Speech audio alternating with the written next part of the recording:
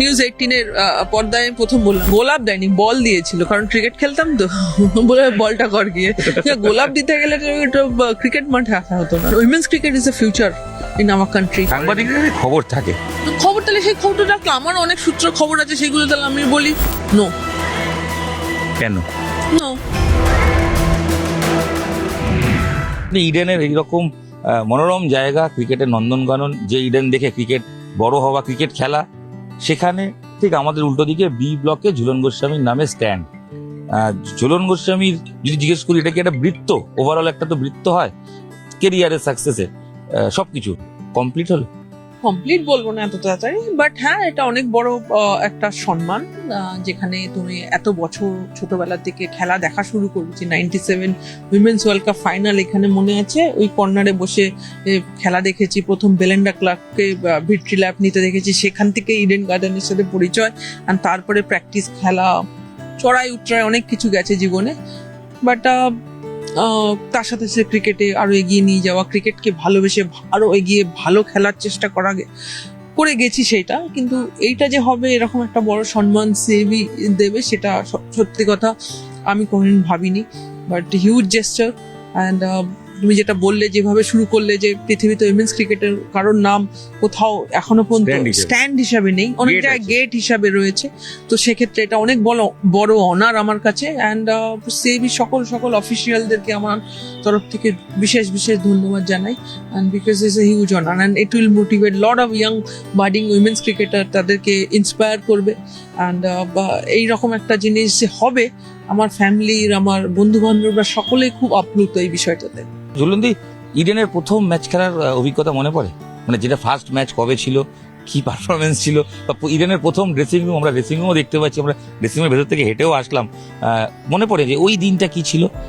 Absolutely, কেন মনে থাকবে না? প্রত্যেকটা মুহূর্ত মনে আছে, কারণ যেদিন প্রথম আসি ওয়ার্ল্ড কাপের 97 ওয়ার্ল্ড কাপের ফাইনালের দিন, যেদিন বল গার্ল হিসাবে এসেছিলাম, ফার্স্ট কাজ করেছিলাম ঢুকে একটুখানি ঘাস ছিল, দেখছিলাম ঘাসটা কেমন, তারপরে ড্রেসিং রুমে আসা, তারপরে প্র্যাকটিস করা, ম্যাচ খেলা, ম্যাচের পর ম্যাচ খেলা, সবকিছু মনে আছে। অ্যান্ড খুব ভালোভাবে মনে আছে, কারণ প্রথম ইডেনে আসা মানে বল বয় নয়, বল গার্ল হিসেবে ফাইনাল ছিল, তো সেই অভিজ্ঞতাটা শুনি। মানে ইট ওয়াজ লাইক কোইন্সিডেন্ট। আমি তখনও পর্যন্ত বেঙ্গল খেলে উঠতে পারিনি। আন্ডার 15 যারা বেঙ্গল খেলেছিল তারা বল গার্ল হচ্ছিল, বাট সামহাও আমি গেটের সামনে এসেছি, আর একজন আমি বললো, তুমি তো আন্ডার 15 খেলে, যে তুমি যাও, বল গার্লে তোমাদের একটা টি শার্ট পরিয়ে দিল আর মাঠে নামিয়ে দিল। And কোন ফাইনালটা?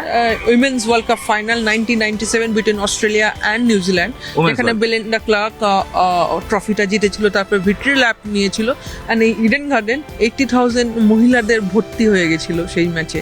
That was the highest number এখনো পর্যন্ত উইমেন্স ক্রিকেটে, 80,000 অনলি মহিলার অ্যালাউড ছিল। অ্যান্ড মনে আছে আমার বাবা 10 নম্বর গেটের ওপরে স্ট্যান্ডে, ওখানে শুধু পুরুষদের অ্যালাউড ছিল, যাদের গার্জেনরা এসেছিল। সেই রকমভাবে প্রথম ইডেনে ঢোকা, সেখান থেকে ম্যাচ দেখা, অ্যান্ড এইরকম একটা মুহূর্ত। তারপর থেকে জার্নি শুরু হলো, তারপর থেকে ড্রিম চেস করতে যাওয়া।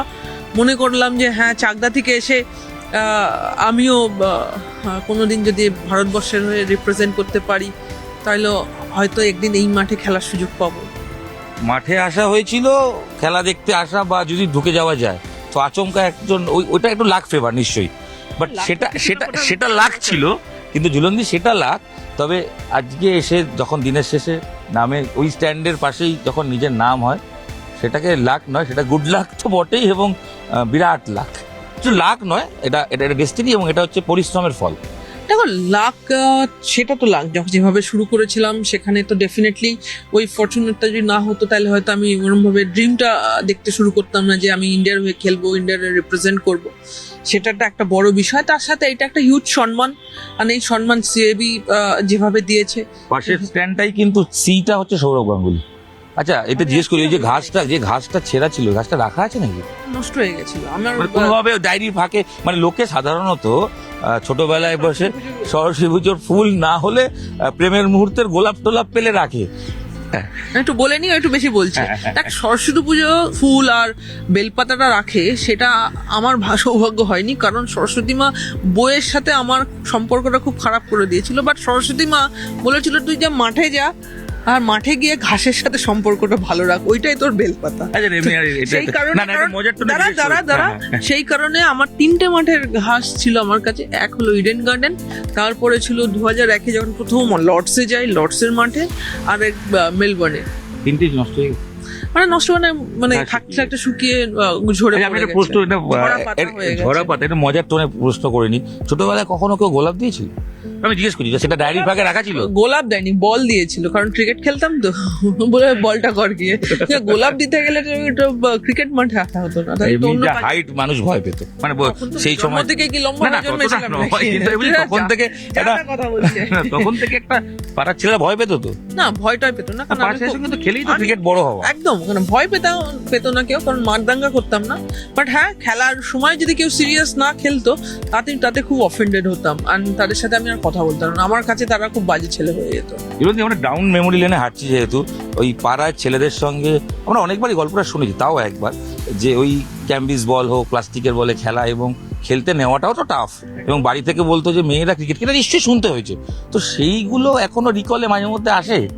কেন আসবে না? কারণ ওইগুলো তো জীবনের একটা বড় অঙ্গ, এই অঙ্গগুলো দিয়ে আমার সাথে মানে ডিরেক্টলি ইনডিরেক্টলি সেগুলো জুড়ে রয়েছে, অ্যান্ড সেই মুহূর্তগুলো আমি ভিভিডলি মনে রেখেছি। কারণ হলো তারা একটা নস্টালজিক জিনিসের সাথে মানে আমার সাথে জুড়ে রয়েছে। যখন আমি রাস্তাঘাটে দেখি কোথাও ছেলে মেয়েরা ক্রিকেট খেলছে, বা টেনিস বল ক্রিকেট খেলছে, বা ব্যাকইয়ার্ডে ক্রিকেট খেলছে, আমি অনেক সময় দাঁড়িয়ে দেখি, দাঁড়িয়ে আমার নিজের কথা মনে করি। কতবার এরকম হয়েছে, ময়দানে পাশে যেতে যেতে কোথাও বাচ্চারা ক্রিকেট খেলছে, আমি গাড়িতে দাঁড়িয়ে অনেকক্ষণ দেখে তারপর বাড়ি চলে গেলাম। নামতে ইচ্ছা হয়নি?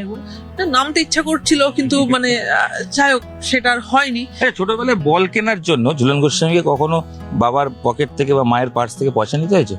অবশ্যই, না হলে বল না বলে কিন্তু? হ্যাঁ অবশ্যই, না নিলে ক্রিকেট খেলতে দিত নাকি? অতগুলো ছেলের মধ্যে একটা মেয়ে খেলছে, তার মধ্যে তার কাছে কিছু তো থাকতে হবে, এটা ব্যাট নয় বল, আর বল হলো সব থেকে সস্তার জিনিস। আর সেইখান থেকে যদি পয়সা তুমি চুরি করে যদি বলটা না কিনে দাও, তাহলে তুমি না ব্যাট পাবে না বোলিং পাবে, তো তোমাকে পেতে গেলে কিছু তো করতে হবে। তো সেই জিনিসটা করতাম, কিছু করার নেই, এটা মাফ ছিল। বড় বয়সে যখন বাবাকে মাকে বলেছি, তারা জানতো সবকিছু। এখন এই মুহূর্তে ক্রিকেট যে জায়গায় দাঁড়িয়েছে, বাংলার ক্রিকেট এখন বোর্ডের, বাংলা কেন ওভারঅল বিসিসিআই আন্ডারে মহিলা ক্রিকেট তো ঝুলন গোস্বামীদের সময় ছিল না, আলাদা প্যারালাল। আমি জানি না, ঝুলন গোস্বামী বায়োপিক আসছে, তাতে ওই স্ট্রাগলের স্টোরিটা থাকবে। ইন্ডিয়া টিমের জার্সিও সম্ভবত মনে হয় ছেলেদের জার্সিটাই কি পড়তে হতো? আমার কাছে একবার এসেছিল যোগেন্দ্র শর্মার জার্সি এসেছিল বাই মিস্টেক আমার নামের জায়গায়, পরে ওই জায়গাটায় টেপ দিয়ে নিজের নাম লিখে খেলেছিলাম। যোগেন্দ্র শর্মা জার্সিটা কি এসেছিল তার ইউজ করা নাকি? ওরকম না, এটা একটু বেশি যাচ্ছিস, অত ড্রামাটিক ভাবে যাস না, বাংলায় ফিরে আয়।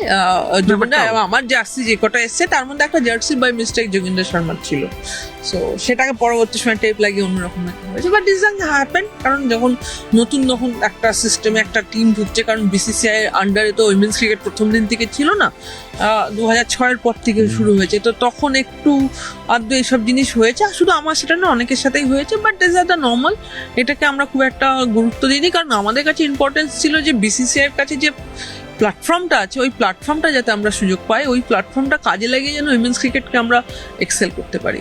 ইন্টারভিউ ঠিক এবার মাঝপথে যাই, ভারতীয় ক্রিকেট নিয়ে প্রশ্ন করি। মহিলা ক্রিকেট এখনো কোথাও চ্যাম্পিয়ন হয়নি, একমাত্র আন্ডার-19 হয়েছে, বাট সিনিয়র টিম হয়নি।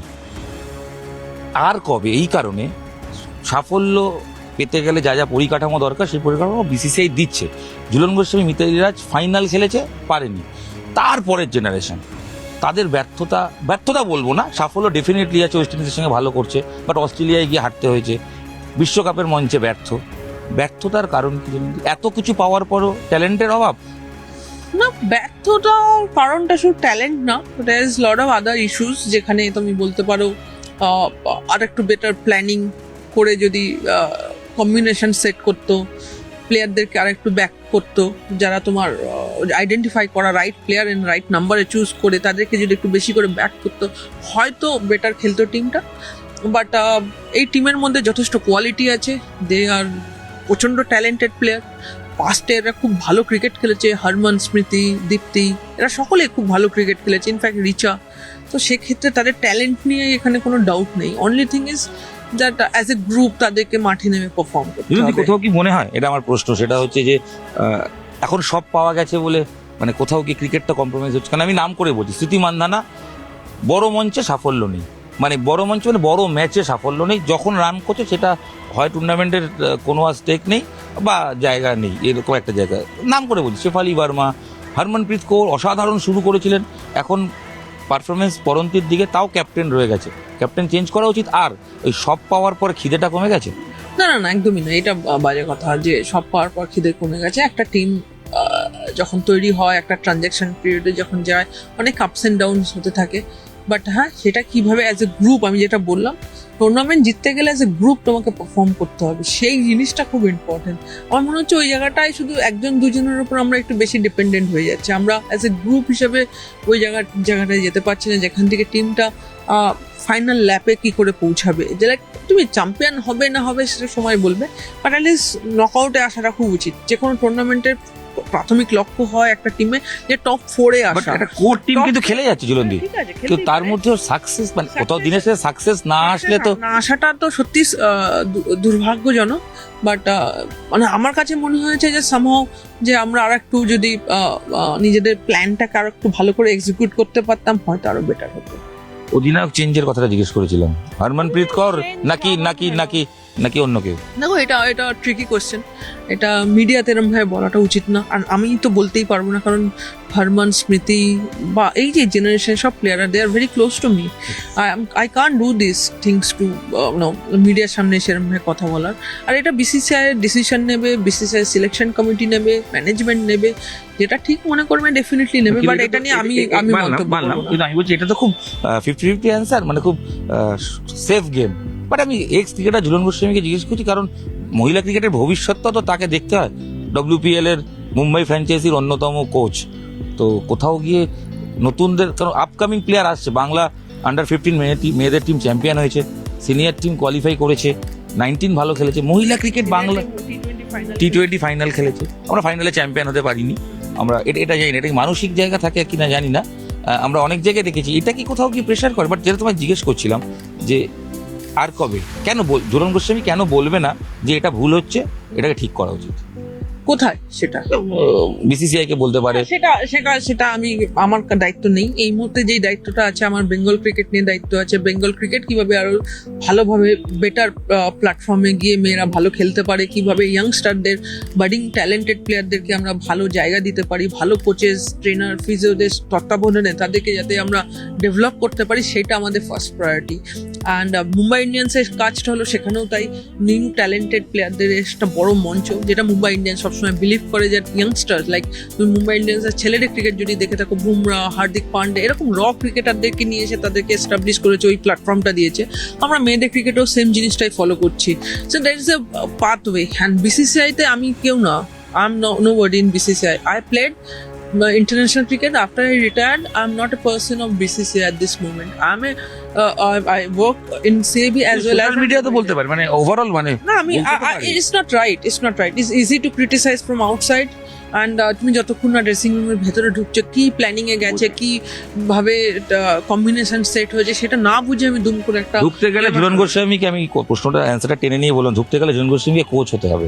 ভারতীয় দলের কোচ হওয়ার ইচ্ছে কতটা আছে? ডেফিনেটলি আছে, অবশ্যই থাকবে, কেন থাকবে না? সকলের অনেক রকম স্বপ্ন থাকে, বাট এই মুহূর্তে না, কারণ এই মুহূর্তে আমি খুব বিজি এই বেঙ্গল ক্রিকেটটা নিয়ে। কারণ বেঙ্গল ক্রিকেটটা এমন একটা জায়গায় আছে যেখানে প্রচুর ট্যালেন্টেড প্লেয়ার আছে, তাদেরকে রাইট পাথটা দেওয়া, তাদেরকে রাইট ডিরেকশনটা দেওয়া।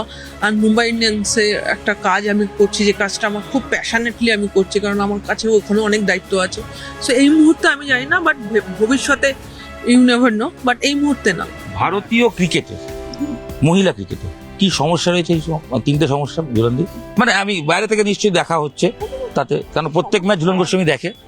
সমস্যা এরকম ভাবে বলা যাবে না, তোকে তো পড়েছে কিছু না কিছু। সমস্যা যেটা আছে সেটা আমি মিডিয়াতে বলতে পারবো না, সেটা আমি অলরেডি ডিসকাস করেছি। বাট বোর্ডের সাথে না, আমার সাথে প্লেয়ারদের সাথে যোগাযোগ হয়। সমস্যা একটু জানা যায় না, ওইগুলো মানে এগুলো বলা যায় না। বাট যেটা বলতে পারি যে সমস্যা কোথাও না, অ্যাজ এ গ্রুপ যেদিন আমরা ভালো পারফর্ম করবো, আমরা ইন্ডিভিজুয়াল ব্রিলিয়েন্সের উপর ওয়েট করছি। লাইক স্মৃতি ম্যাচ জিতিয়ে দেবে, হারমান ম্যাচ জিতিয়ে দেবে, রিচে একটা বিধ্বংসী ইনিংস খেলবে, বা একটা দীপ্তির একটা ভালো স্পেল হবে, অলরাউন্ড স্পেল, তার উপর ডিপেন্ড করছি। আমরা অ্যাজ এ গ্রুপ হিসাবে ডিপেন্ড করছি না। যেদিন Group আমরা আছে?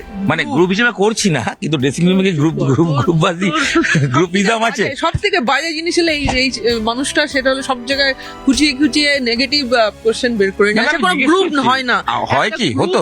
একটা গ্রুপ হলো, সেটা একটা ইন্ডিয়ান টিম। ভারতীয় ক্রিকেট, বাংলা ক্রিকেট আমরা বহুবার শুনেছি গ্রুপিজমের কথা। আমি শুনি না আজ পর্যন্ত। আমি বাংলা ক্রিকেটে আজ পর্যন্ত কোনো গ্রুপিজম দেখিনি। ভারতীয় ড্রেসিং রুমে গ্রুপ নেই, সব এক। ভারতীয় ড্রেসিং রুমেও কোনো গ্রুপিজম হয়নি। এটা বলতে হচ্ছে। না, আমি যা আমি দেখিনি, হয়তো তুই দেখেছিস, তোর নজরে পড়েছে, এটা আমার নজরে পড়েনি। সাংবাদিকদের খবর থাকে। খবর, তাহলে সেই খবরটা রাখলাম। আমার অনেক সূত্র খবর আছে, সেগুলো তাহলে আমি বলি। এবার আমি একটু পার্সোনাল দিকে যাই, সেটা হচ্ছে যে বায়োপিক রেডি হয়ে তো বসে আছে। অনুষ্কা শর্মা, ঝুলন গোস্বামীর রোল এই মাঠে বল করে নিয়েছেন, সিনেমা রেডি। আমি যদি খুব ভুল না করি, সিনেমাটা ঝুলন গোস্বামী দেখাও হয়ে গেছে, ওটিটিতে বেরোনোর কথা। কবে? আমিও তোকে জিজ্ঞেস করলাম কবে। না, নিশ্চয়ই আসবে, খুব তাড়াতাড়ি আসবে। আমরাও ওয়েট করে আছি, অধিক আগ্রহে বসে আছি, কারণ কিছু টেকনিক্যাল ইস্যুস ছিল, এগুলো আস্তে আস্তে সর্ট আউট হয়েছে। হোপফুলি খুব তাড়াতাড়ি হয়তো। কেমন লাগলো অনুষ্কা শর্মাকে বিরাট পত্নী হিসেবে বলছেন? না, কেমন লাগলো দেখে? আমি এখনো দেখে উঠতে পারিনি পুরোটা, কারণ যেটুকুনটি তোমার মতো নিয়ে ফটো দেখেছি, তোমরা যারা দেখিয়েছিলে যেরকম, এটা সম্পূর্ণ মিথ্যে। সিনেমাটার এডিট টেবিলে বসার পর পুরোটা ঝুলন গোস্বামী দেখেছেন। তুই তাহলে আমাকে কোশ্চেন না করে তুই নিজে উত্তর দে। দর্শকদের জন্য একটা স্পেশাল কিছু। দর্শকরা সবাই জানে, দর্শকরা আমাকে বিশ্বাস করে। ভারতীয় ক্রিকেটের ইন ফিউচার, মহিলা ক্রিকেটে স্ট্রং মনে হচ্ছে? বিলিভ তো ডেফিনেটলি আছে। স্ট্রং হবে না কেন বলতো? এই যে বড় বড় ফ্র্যাঞ্চাইজিরা WPL এর টিম কিনলো, ইনভেস্ট করলো, BCCI অলমোস্ট 5,500 কোটি টাকা এই WPL থেকে মানে ভ্যালু ফার্স্ট সিজনেই পেয়েছে। তো সেটা কি করে তোমরা বলতে পারো এর ফিউচার নেই? This is the biggest in future, and women's cricket is the future in our country. যেভাবে উইমেন্স ক্রিকেট গ্রোথ হচ্ছে, যেভাবে প্রোগ্রেস হচ্ছে, দেখবে ইন ফিউচার আরো অনেক বেশি মেয়েরা আসবে। অ্যান্ড সেইটা হবে তোমার তখনই, যখন তোমার আরো 2-3টে টিম যখন WPL ইনক্লুড হয়ে যাবে। আর এখন শুনতে হয় না নিশ্চয়ই কি যে এখন যারা মেয়েরা আসছে, মেয়ে বলে ক্রিকেট, এটা নিশ্চয়ই শুনতে হয় না? কাউকে শুনতে হবে না। যেভাবে উইমেন্স ক্রিকেট এগিয়েছে, যেভাবে উইমেন্স ক্রিকেট ওপরে গেছে, আমরা যখন এগুলো শুনতাম, সেটাই তো আমাদের কাছে চ্যালেঞ্জ ছিল। ফর মিথালি, ফর মি, আমাদের একটাই চ্যালেঞ্জ ছিল যাতে উইমেন্স ক্রিকেট একটা নিজস্ব আইডেন্টিটি, নিজস্ব একটা প্ল্যাটফর্ম, নিজস্ব একটা পাথ থাকুক, যেখান থেকে মেয়েরা, নতুন মেয়েরা খেলার সুযোগ পাবে, যারা তাতে নিজেদের এটাকে প্রফেশনাল হিসাবে, কেরিয়ার হিসাবে তারা এগিয়ে নিয়ে যাবে। আর সেই জায়গাটাই আমরা আজকে এসেছি। ঝুলনদি, ICCর সেরা পুরস্কার, ICC hall of fame, Jhulan গোস্বামীর অল ডান। নেক্সট কিছু গোল যেটা মাথায় রয়েছে, যেটা এখনো অ্যাচিভ করা বাকি আছে? এখন একটাই গোল, যে কাজগুলো করছি, লাইক ইটস আ ডিফারেন্ট গোল। যখন খেলার সময় গোলটা অন্যরকম হয়, এখন তোমার অ্যাজ এ সেভিতে মেন্টর হিসেবে কাজ করছি, সেখানের গোলটা অন্যরকম। যেভাবে প্রত্যেক বছর আশার থাকে যে আমার প্রত্যেকটা টিম ভালো খেলবে, নকআউটে যাবে, ট্রফি জিতবে। যেরকম আন্ডার-15 টিমটা অসাধারণ ক্রিকেট খেলে এসছে, জিতেছে, আনবিটেন রইলো পুরো টুর্নামেন্টে। যদি এরকম কোনো মুহূর্ত আসে আমাদের আন্ডার-15 হোক, 19 সিনিয়র, 23, তাহলে সেই মোমেন্টগুলো হয় কি বলতো, চেরিশ করা যায় যে হ্যাঁ, তুমি রাইট ডিরেকশনে যেভাবে শুরু করেছিল সিজনের শুরুটা, ইট ওয়াজ রাইট ডিরেকশন, রাইট চ্যানেলে শুরু করেছিল। Same with WPL। কোনো আক্ষেপ রয়ে গেল? বলতে পারি 2017 ওয়ার্ল্ড কাপ ফাইনালটা জেতা উচিত ছিল। ওইটাও ম্যাচটা হারার ম্যাচ ছিল না। যেভাবে আমরা কামব্যাক করেছিলাম, লাস্ট পুরো 40 ওভার আমরা ডমিনেট করলাম পুরো ম্যাচটাতে। লাস্ট 9 ওভার, মানে 41 ওভার, 9 ওভার ওরা ডমিনেট করে ট্রফিটা নিয়ে যাবে, তাও আবার ওয়ার্ল্ড কাপ, সেটা অ্যাকসেপ্টেবল না। আমি র্যাপিড ফায়ারের মতো 4-5টা প্রশ্ন ছোট করে শেষ করে দিই, কিন্তু অ্যান্সার ছোটই চাইবো। 1, রাজনীতিতে ঝুলন গোস্বামী কবে? নো। কেন নো মানে নো কি, মানে না আসবেই না? অফার ছিল তো। আমি রাজনীতির মানুষ, একাধিক অফার ছিল। আমি এই 22 গজের মানুষ, আমি 22 গজটা অফার ছিল তো? জানি না, আমার কাছে এইসব খবর ছিল না। তো ফোন আসেনি না কোন লোকসভা ভোটের আগে? না। রাজনীতিতে নো, মানে ঝুলন গোস্বামী রাজনীতিতে কোনো দেখা যাবে না? নো। হ্যাঁ, নো। কোনো মঞ্চে টঞ্চে করতে হবে? নো। আমি শুধু 22 গজ, এখানে এইটা জানি, আর এর রিলেটেড কাজ আমি জানি, এর বাইরে রিলেটেড কাজ কিচ্ছু জানি না। ভারতীয় দলের কোচ কবে? টেন্টেটিভ টাইম জানি না, ইচ্ছা আছে? অবশ্যই আছে, কেন থাকবে না? ওইস অনার, হতেই হবে। মানে হতেই নিজের- হবে, আমি মানে কখনো বলবো না না। হতে হবে না, মানে নিজের আমি বলছি যে পছন্দের জায়গাটা রয়েছে যে ইন্ডিয়া টিমের হট সিটে বসার। নিশ্চয়ই সবারই একটা স্বপ্ন থাকে, নিশ্চয়ই হবে, কিন্তু কবে হবে কি হবে তার কোনো প্ল্যানিং প্লটিং হয় না। আমি 4টে নাম বলি, পরপর সাজিয়ে দিতে বলি। মিতালি রাজ, ঝুলন গোস্বামী, স্মৃতি মান্দানা, হরমনপ্রীত কৌর। ফর মি স্মৃতি, হরমান, মিতালি, ঝুলন। এটা তো মহান হিসেবে নিজের নাম বলছি। তাহলে তাই ধরবো। বিরাট, আমার অনুষ্কা। একটা প্রশ্ন আছে, ও তাহলে ওই আমি এই বুমটা আমার কাছে নিয়ে ওকে আমি কোশ্চেন গুলো সেই- কেন ওই অ্যান্সার দিচ্ছে, ওই প্রশ্ন ঝুলন করছে। গোস্বামী লেজেন্ড ভারতীয় ক্রিকেটে। Legend হলো এটা। আমার আর 3টে লাস্ট প্রশ্ন, 3টে না 4টে যাই হোক আসবে মাথায়। এক, ঝুলন গোস্বামী বিয়ে কর। এই মুহূর্তে তো না, আবার প্রশ্ন আসবে, আবার কবে, মানে আর কবে? হবে যখন তোকে জানিয়ে দেবো। কার্ডটা আমি প্রথমে হিরণকেই পাঠিয়ে দেবো। নিউজ 18-এর পর্দায় আমি প্রথম বললাম, কার্ডটা যেদিন মানে যেদিন কনফার্ম হবে সেদিন কার্ডটা কোনো হিংস, কোনো খবর হলে তো আমি নিয়ে জানিয়ে দিতাম। নেক্সট, গেল। এক, বিরাট পত্নীর সঙ্গে কাজ করার সুযোগ। বিরাট মানে কি বলবো, অনুষ্কা বিরাটের সঙ্গে প্রচুর মিটিং হয়েছে, প্রচুর আলোচনা হয়েছে ক্রিকেট নিয়ে। এমন কোন খবর যেটা, খবরই যেটুকু যতটুকু বলা যায় এটুকু আমি বলেই দিচ্ছি, যেটা তাদেরকে দেখে মনে হয়েছে যে সত্যি এটা great couple. they're great human being and they respect you for whatever you have done and they did not carry that baggage with them. So সেই দিক দিয়ে বলতে গেলে অনেক অনেক অনেক বড় মাপের মানুষ দুজনেই, অসাধারণ। অটোবায়োগ্রাফি লেখার কাজ ছিল, ওইটা একটু সময় পিছিয়ে গেছে কারণ সময় পাচ্ছি না, ওটা নিয়ে অনেক বসতে হবে। বাট এইবার ডিসাইড করেছি এই সিজনটা শেষ হলেই ইমিডিয়েটলি এটা নিয়ে বসবো পজিটিভলি। লাস্ট দুটো প্রশ্ন, শেষ আর হচ্ছে না। এবার শেষ। অন্ধকার হয়ে গেছে। অন্ধকারই তো আমরা আমরা সাঁঝের আলো থেকে অন্ধকারে চলে এসেছি। অসাধারণ বাংলা বলছি। মানে বক্তৃতা দেওয়ার প্ল্যান আছে কিনা জানি না, যাই হোক।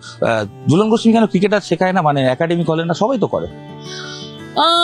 ভেবেছিলাম একটা সময়, তারপর জমি পাওয়া গেল না, সামাও হলো না জিনিসটা। বাট ইচ্ছে আর এখন আর সেইভাবে আর এগোচ্ছি না। ইচ্ছে আছে। অনেক কিছু মানুষের অনেক রকম ইচ্ছা থাকে, সেই ইচ্ছাগুলো সবসময় পূরণ হয় না, বাট সেটাকে তোমাকে অন্য রাস্তা চুজ করতে হয়। আমি সেই রকম রাস্তা ভেবে নিয়েছি, সেভাবে এগিয়ে যাচ্ছি। মানে অন্য কি ভাবনা? লাইক নিজেকে অকুপাইড করে দিয়েছি, আরো বেশি সময় দিয়ে দিলাম মুম্বাই ইন্ডিয়ান্স এর জন্য। তাহলে ভবিষ্যতে ঝুলন তৈরি হবে কি? এই সিবির প্রসেসের মাধ্যমে আরো অনেক অনেক বেটার, ঝুলন গোস্বামীর থেকে বেটার প্লেয়ার বেরিয়ে আসবে। শেষ প্রশ্ন দিই, কারণ শেষ অনেকক্ষণ ধরে বলছিলাম, এবার শেষ করি। ঝুলনদি, ওভারঅল জীবনের একটা পূর্ণতার জায়গা রয়েছে, পাওয়া না পাওয়া থাকে, সব মিলিয়ে ঝুলন গোস্বামী নিজের কাছে ঠিক কি, মানে হয় না যে একটা এবং আর খুব মজার, ঝুলন গোস্বামী খুব একটা বিতর্কিত মন্তব্য খুব একটা করে না, অনেক ট্রাই করেও একটা দুটো শব্দ খুব একটা বেশি বেরোয়নি। মানে এইটা কি ডাউন টু আর্থ থাকাটাই সাকসেসের রহস্য? ঝুলন গোস্বামী সাকসেসের রহস্য। সাকসেসের রহস্য বলে এরকম কিছু হয় না। একটাই জিনিস যেটা আমাকে মা শিখিয়েছে, যে কোনো কাজ করো না কোনো, সেই কাজটাকে প্রায়োরিটি দিও, সেই কাজকে সম্মান জানিও, আর ওই কাজের থেকে বড় তুমি। তো সেই জিনিসটা আমি খুব চলার পথে আমার প্রত্যেক দিন, এটাই বার্তা। হ্যাঁ একদমই তাই, এটা চলার পথে আমার রেগুলার রুটিনের মতন কাজ করছে লাস্ট 25 বছর ধরে। তো সেটাই আমি মেনে চলি, যে যেটা পাচ্ছি এটাই অনেক, মানে যেটা অনলাইনার। পাচ্ছি সেটাকে সম্মান করছি, আর সেটাতে অনেক নিষ্ঠা অ্যান্ড অনেস্টির সাথে কাজ করছি।